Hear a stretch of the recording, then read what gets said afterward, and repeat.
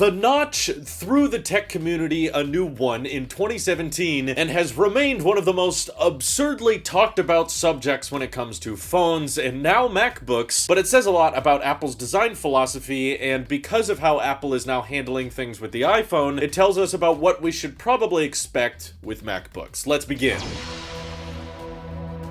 So yeah, at first it was quite controversial. Lots of people hated the notch and couldn't believe that Apple would dare release a product with such an obnoxious camera cutout, and Steve Jobs never would have done this, and the iPhone is terrible and it's ugly. And then it ended up becoming like the most iconic, recognizable thing of the iPhone ever. And now no one bats an eye about it, and everyone's just kind of accepted it and is cool with it. Despite the fact that Androids have come out without notches and instead adopted camera holes, the iPhone still remains the most popular phone in the world while not doing too much with that true depth camera system in the first place. And absolutely it surprised and shocked a ton of people at the last minute last year when they decided to add the notch to the MacBook Pro, but for the first time Apple was bringing this design characteristic to something other than an iPhone. And we were left with a lot of questions, right? Like, for one, why is the MacBook notch not like the same curvature radius of the iPhone notch? Like, why is the MacBook notch so big? And honestly, I don't have great answers for that either. I mean, for one, you could say like, oh, it's good to have the indicator light on the side, but macOS has an indicator light for the microphone, and they can just put that in via software. They don't need a dedicated indicator light to be part of that notch. Also, the way it cuts into the content feels a little bit more harsh than the iPhone notch. Maybe it's because it helps with mass production. Maybe it's because cutting in notches with mini LED panels that have local dimming zones require more straight lines compared to OLED panels, which can be curved a bit more dynamically on the iPhone. But the main reason I actually think Apple was comfortable adding a notch to the MacBook Pro is similar to what we're now seeing with the iPhone. It gives them quite obvious and noticeable room for improvement in the future. So as we've already seen, like between the 10, 10S, 11, and 12, Apple basically kept the true depth camera system the same, but we were on the edge of our seats every single year hoping, please, will you shrink the notch this time? Oh, they're making a 12 mini, you know, this one's gotta be compact and small. Of course they'll shrink the notch this year, and then they didn't, you know, they just reduced the font in the ears a little bit, leaving us all wanting more, and of course Apple finally did kind of cave in with the iPhone 13 series. They moved up that earpiece, which by the way, I was suggesting that for years. Thankfully, they finally did it, and the notch is now smaller. But again, not perfect, not ideal conditions, because for one, the notch actually cuts in on content a little bit more than it used to, and they didn't really give us many icons back. Everyone was hoping for battery percentage to make a return. But no, iOS didn't even want to do that, and I have a feeling iOS 16 won't even allow that in the first place, which means that there's even more room for improvement for the iPhone 14 series, which, if you have followed leaks and renders for the 14 Pro and Pro Max, you know that Apple is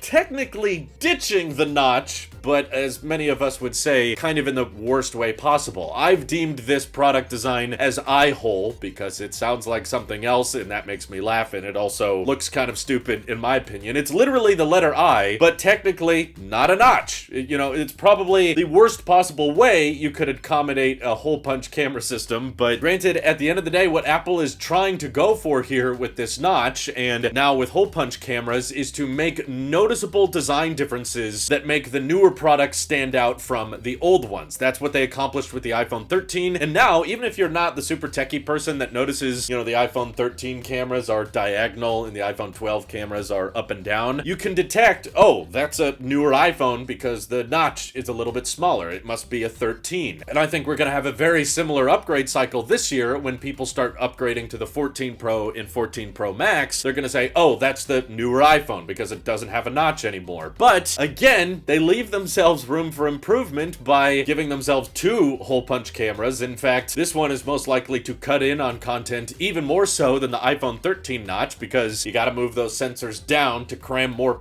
useless pixels above the lenses. I don't really think it's a good idea, and I'm happily not upgrading to the 14 Pros this year, but I have to acknowledge that Apple has kind of designed this perfect situation where every year they can change it a little bit so that you realize, oh, this iPhone's the newest one, this design is the the latest one, but it's never too good to the point that there's no room for improvement in the future. And I think we might end up seeing something very similar with the MacBook Pros. Like, why exactly does a MacBook Pro that doesn't have Face ID need a notch this large with a 1080p webcam and an ambient light sensor? Like, why does it need to be so gargantuan? Maybe it doesn't necessarily need to be, but they've absolutely given themselves room for design improvement in the future, which now that Apple has transitioned to Apple Silicon, I absolutely think is a great idea. They've already given us the legacy ports, right? Like, they've basically stuffed the largest legal battery that they can put in a MacBook Pro. If they made the battery in the MacBook any bigger, you couldn't take it on flights. And of course, Apple Silicon was a big leap over Intel, but now I think once we get into the M2, M3, M4 series of Apple Silicon, the differences year over year are going to feel quite a bit smaller, just like the upgrades between the A13, A14, A15 chip. You know, they're measurable, but they're not like night and day, like giant leaps forward in terms of performance. And the latest MacBook Pros, they already got mini LED. They already got 120 hertz. Of course, no product is perfect and there's always room for improvement, but if all they can do in the future is just say, okay, the processor's a little bit faster. Oh yeah, we finally added HDMI 2.1, or here's a slightly faster version of Thunderbolt. Yeah, all of those upgrades would be nice, but aesthetically, it's going to look incredibly similar to the MacBook Pros they originally launched last year. So they gave themselves that noticeable design room for improvement with this notch. For one, they can either accommodate Face ID with the True Depth camera system in the future, or because Apple says Touch ID makes the most amount of sense on a laptop because your hands are already on the keyboard, they can reduce the size of that notch as time goes on and have a very easily recognizable way of detecting, oh, this is like a 2023 MacBook Pro, or this is a 2025 MacBook Pro, because I think in the future they will reduce the size of that notch, or eventually, similar to the iPhone 14 series, adopt the hole punch camera system, and you'll just have a dot at the top instead of a whole cutout. And I'm not necessarily saying that the technology for that camera cutout is ready today. This is not Apple's evil plan, but I think they're comfortable with designs that leave room for improvement, and as far as the MacBook Pro series goes, that's pretty much the only thing that they've left for improvement. I mean, the speaker system is fantastic, the battery is as big as it can get, the trackpad is as big as it can get. They already tried reinventing the keyboard with either the touch bar or the butterfly keyboard. None of that went well, so they've just scrapped it and gone all in with the Magic Keyboard now across all MacBooks. But I see what Apple's doing, basically. I know what their plan is, and I can tell they were like, yeah, let's just go ahead and have a little notch on the top, because then we can keep the top bezel much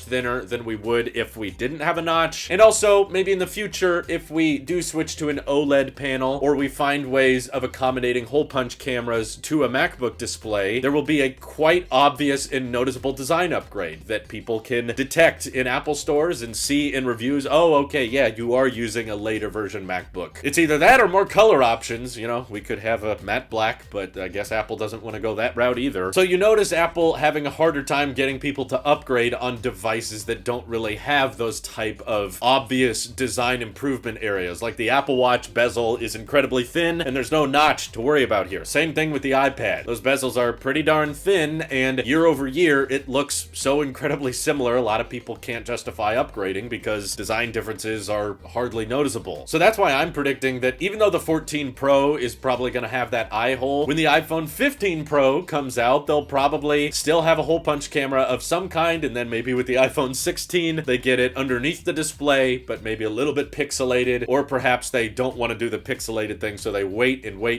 until they can eliminate it entirely. But that's when you know Apple's going to be more in trouble in probably pushing services on people more than ever, because that's when people are going to have a very difficult time noticing design differences year over year, when you get rid of that top camera edge. And this is all specifically referring to the tech community. You know, the average consumer, they can barely tell the difference at all between the 12 notch and the 13 notch, and they probably won't even care or notice the 14 Pro eye hole either. So it's a clever trick in Tim Cook's cookbook, and because it doesn't influence the way you use your product at the end of the day, that's why I'm comfortable not upgrading a lot of my hardware for several years to come. Do you think I'm crazy? Do you think I'm a conspiracy theorist? Feel free to let me know what you think of MacBook and iPhone notches in the comments below. This is your Apple Sheep here. I'll see you all in the next one.